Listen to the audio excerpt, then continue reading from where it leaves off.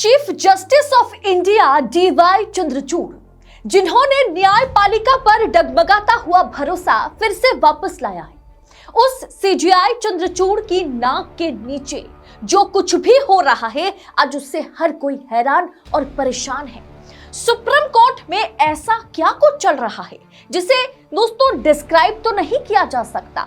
बस social media पर इसे लेकर के सवाल उठ रहा है कि क्या मोदी की कब्जे में है सुप्रीम कोर्ट। ये सवाल आज पूरा देश पूछ रहा है। वजह क्या है, ऐसा क्या हो रहा है सुप्रीम कोर्ट में, आगे मैं आपको वीडियो में विस्तार से बताऊंगी, तो वीडियो को अंत तक देखिएगा। नमस्कार, स्वागत है आप सभी का देश नीति पर।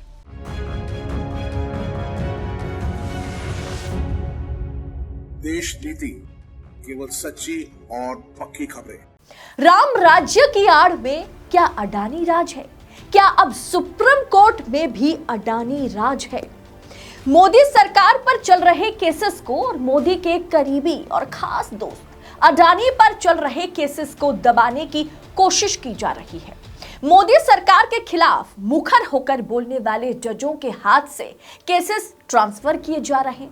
मध्य प्रदेश, राजस्थान, छत्तीसगढ़ में भाजपा की जीत के बाद अचानक से सुप्रीम कोर्ट में भी सरकार की, बीजेपी की, ऐसे तमाम तरह के केसेस की जीत जो है होने लगी है। अब ये संयोग है या प्रयोग है, आगे आपको पूरा मामला जानने के बाद समझ में आएगा। सुप्रीम कोर्ट में बड़ा कुछ खेल चल रहा है और यह दावा मैं नहीं, खुद सुप्रीम कोर्ट के वरिष्ठ जज, जिनका स्थान एक तरह से सीजीआई के बाद ही है, उन्होंने यह खुलासा बहुत पहले ही कर दिया है, महज 1 महीने पहले। दोस्तों, अडानी हिंडनबर्ग मामले में अडानी को एक तरह से क्लीन चिट मिलने के बाद अब सुप्रीम कोर्ट या कोर्ट में अडानी के केसेस की लिस्टिंग तक नहीं हो रही है। सुप्रीम कोर्ट के सहायक जो रजिस्टर हैं, उन्होंने कहा कि ऊपर से ऑर्डर है, अडानी ग्रुप के खिलाफ कोई मुकदमे सूचीबद्ध ना किया जाए। ये ऊपर वाला कौन है? सुप्रीम कोर्ट ने मंगलवार जयपुर विद्युत वितरण निगम लिमिटेड बनाम अडानी पावर के बीच चल रहे मामले की सुनवाई होनी थी, लेकिन केस जो है वो बेंच के सामने रजिस्टर या लिस्टेड नहीं किया गया।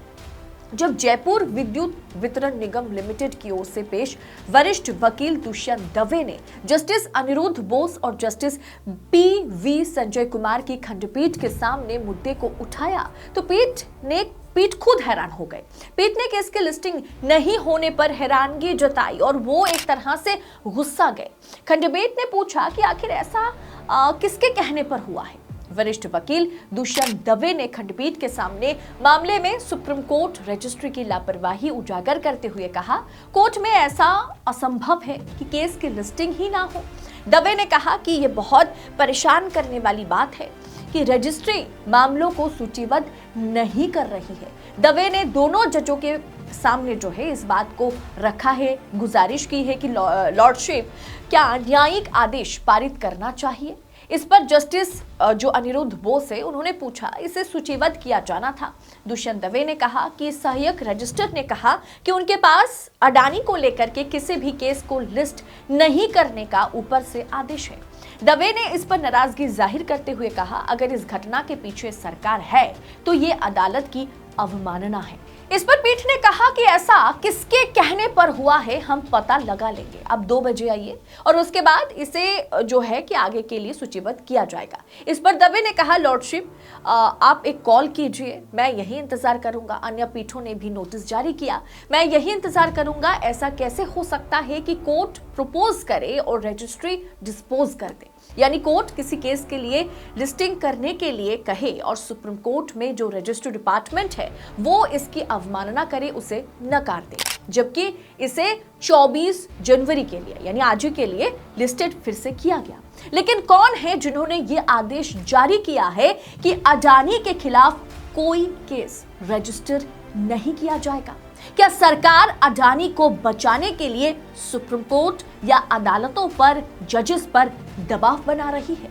और सबसे बड़ी बात, सबसे बड़ा सवाल, क्या सुप्रीम कोर्ट पर, रजिस्ट्री डिपार्टमेंट पर सरकारी और सरकार से जुड़े हुए केसेस को लिस्टिंग ना करने का आदेश है? क्योंकि महज 1 महीने पहले केंद्र की तरफ से न्यायिक नियुक्तियों में देरी से जुड़े मामले को जो है कि एक तरह से लिस्ट में शामिल नहीं किया गया, कॉज लिस्ट से हटा दिया गया था बिना सूचित करे। किसी भी जो भी वहां पर लड़ रहे थे ना उन्हें बताया गया, ना जो जस्टिस थे उन्हें बताया गया। इस पर तब जस्टिस किसान कोल ने कहा था कि कुछ चीजों को अनकहा छोड़ देना ही बेहतर है। जब प्रशांत भूषण उस केस को वो लड़ रहे थे, प्रशांत भूषण ने कहा कि इस मामले में बेंच को रजिस्ट्री से स्पष्टीकरण मांगना चाहिए। तब जस्टिस किसान कोल ने कहा था कि मुझे लगता है कि चीफ जस्टिस इस बात से वाकिफ होंगे। तो आगे भूषण ने कहा था कि यह अप्रत्याशित है कि जुडिशियल ऑर्डर के बाद भी मामले को लिस्ट नहीं किया जा रहा है, डिलीट किया जा रहा है। तो वहीं PMLA वैध है या यानी prevention of money laundering act वैध है या अवैध है, इसे लेकर के सुप्रीम कोर्ट में कार्रवाई चल रही थी। जिस दिन जस्टिस किसान कोल ने सरकार को PMLA को लेकर खड़ी खोटी सुनाई थी, उसके तुरंत बाद ही जस्टिस किसान कोल को जो है या उनकी जो पीठ है, उस पीठ से इस मामले को पूरी तरह से दूसरे पीठ को ट्रांसफर कर दिया गया था। यानी और वजह क्या है ये किसी को सही ढंग से बताया नहीं गया था।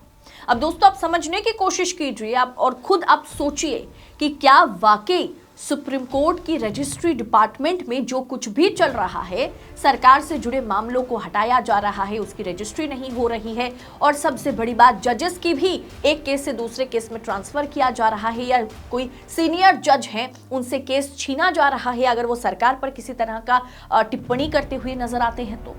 तो क्या आपको नहीं लगता कि सुप्रीम कोर्ट पर, अदालतों पर अब सरकार कब्जा पाने की कोशिश ही नहीं, कहीं हद तक जो है सफलता भी उसमें सरकार की हुई है? आपकी राय क्या है इस पूरे विषय पर? आप पूरे विषय को किस तरह से देखते हैं? आप अपनी राय हमारे साथ कमेंट बॉक्स में शेयर कीजिएगा। बाकी देशनीति बेखौफ और बेबाक होकर ऐसी खबरें आप तक पहुंचाने का काम करता है। आजाद मीडिया को, स्वतंत्र मीडिया को अपना भरपूर सपोर्ट दे, चैनल को सब्सक्राइब करें, फेसबुक और ट्विटर पर देशनीति को फॉलो करना शुरू कर दीजिए। बहुत बहुत शुक्रिया। जय हिंद, जय भारत।